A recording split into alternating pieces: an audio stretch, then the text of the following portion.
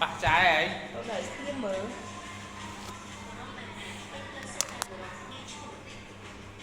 Ê, không chết.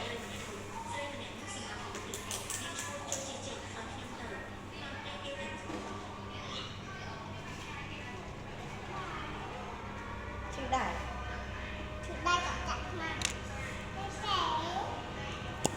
Đây cũng chỉ là ở chỗ. Đặt luôn rồi chưa. Nó có số bua phải tặng đi đợi. nè con mày nhưng mà Mình nè nghĩ là xem mở.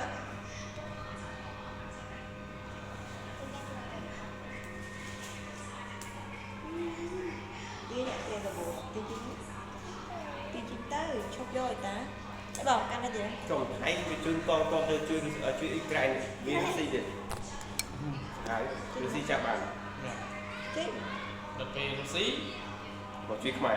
cái chun nè Còn con cà phê đây là cam màu đấy ấy anh nói ra là cái bom lít mà lại đây là cam này cầm chi máu ai đây nè đừng vay mình đừng nói là về phim của đại khái gì